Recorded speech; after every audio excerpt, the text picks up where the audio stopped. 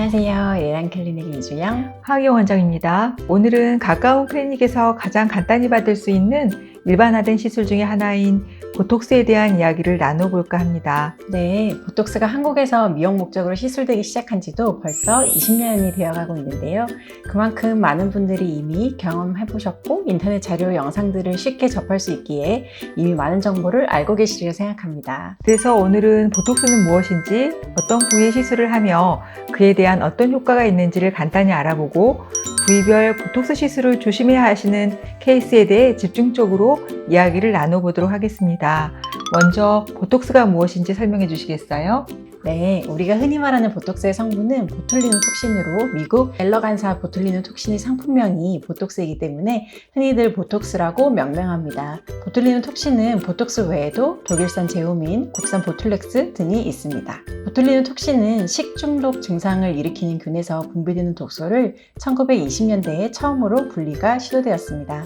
이후 1949년에 신경 전달을 차단하는 것이 증명되었고 1981년 사시 규정을 위해서 처음으로 사용하게 됩니다. 이후 1990년에는 주름 제거 효과를 위한 시술로 미국 전역에 널리 사용되었고 지금으로부터 20년 전인 2002년에 FDA가 보톡스의 미용 목적 사용을 승인하게 되었습니다. 인체에 사용을 시작한 것이 40년 전이고 미용적 목적으로 널리 사용된 것이 30년 전이라면 아주 오랜 기간 시술되고 있군요. 이런 보톡스의 작용과 효과는 어떤지요? 보톡스는 말초콜린성 신경근 말단에 작용하여 근육을 약화시키고 땀샘, 피지선의 기능을 억제하는데요. 이러한 보톡스의 쓰임은 근육, 땀샘, 피부로 나누어 볼 수 있을 것 같습니다.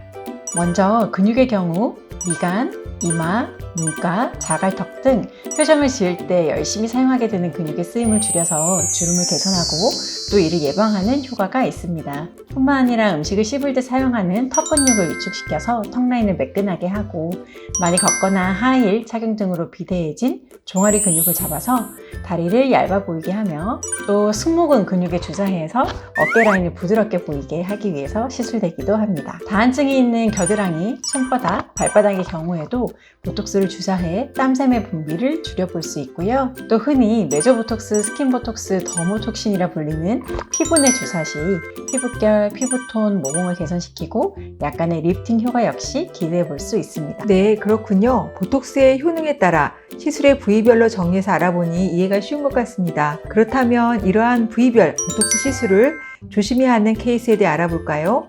개인적으로 과한 사각턱 보톡스 시술 후 오히려 얼굴 라인에 처짐이 생겨 실리프팅을 하러 내원하시는 경우를 종종 접하는데요. 어떤 분들이 사각턱 보톡스 시술을 유의해야 할까요? 피부에 탄력이 좋은 20대의 경우 사각턱 보톡스를 시술 받으면 비대해진 근육이 위축되면서 매끈한 턱 라인을 보이게 되지만 피부 타입에 따라 차이를 보이긴 하겠지만 보통의 경우 피부가 느슨해지는 30대 이상만 되어도 사각턱 보톡스 시술 후 깊이 있는 턱 근육의 크기는 감소하지만 그 주위를 둘러싸는 피부는 여전히 느슨해져 있는 상태이기 때문에 오히려 볼처짐이 발생하는 것을 볼 수 있습니다.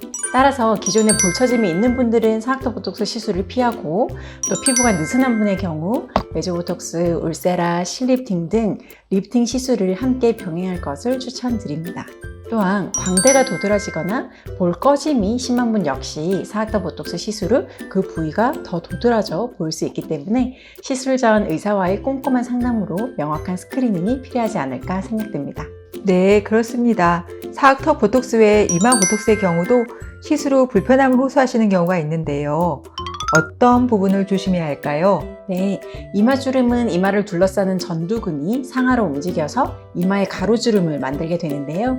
이 전두근의 모양이나 움직임의 정도가 개인마다 다르기 때문에 섬세한 관찰을 요하는 부위인 것 같습니다.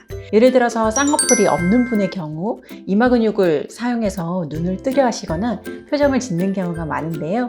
이러한 경우 이마 보톡스를 강하게 맞게 되면 눈뜨기를 힘들어하게 되는 경우가 있습니다. 쌍꺼풀 라인이 아주 작은 분들도 강한 이마 보톡스 시술 이후에 쌍꺼풀 라인이 오히려 더 줄어들어 보이는 경우가 있기 때문에 주사의 위치와 깊이를 주의하여서 시술을 받으셔야 합니다. 네, 맞습니다. 또한 이마 보톡스 시술 후 사무라이 눈썹처럼 눈썹 끝이 올라가서 사나운 인상처럼 보인다는 분들도 계신데 이런 경우 가장자리 쪽의 전두근이 상대적으로 덜 잡혀서 그런 것이니 재내원하셔서 불편함에 대한 리터치를 하시면 어느 정도 교정이 가능합니다. 얼굴의 근육에 맞는 보톡스보다 앞서 말씀해주신 피부에 맞는 보톡스의 메조보톡스의 경우 아직은 생소하신 분들이 많은 것 같은데요. 이 시술을 받을 때에도 조심해야 하는 케이스가 있을까요? 메조보톡스의 경우 의사 선생님마다 시술을 달리 하시고 또한 시술 받으시는 분들의 피부 컨디션에 따라서도 시술의 방법이 어느 정도는 달라지는데요. 입 주변을 시술받을 경우에 입꼬리 내림근이나 올림근의 영향을 받아서 입꼬리가 올라가거나 처지는 경우가 발생할 수 있으므로 주의를 요한다고 볼 수 있겠습니다. 아무래도 근육 보톡스에 비해 여러 군데를 여러 번 주사하니 통증으로 힘들어하시는 경우도 있기도 하시는데요. 조금 따갑긴 하지만 잔주름 개선, 피부톤 개선, 모공 개선, 또 라인 개선 등 간단한 시술로 워낙 좋아지는 부분들이 많아 조금 불편하시면서도 다시 찾게 되는 시술인 것 같습니다.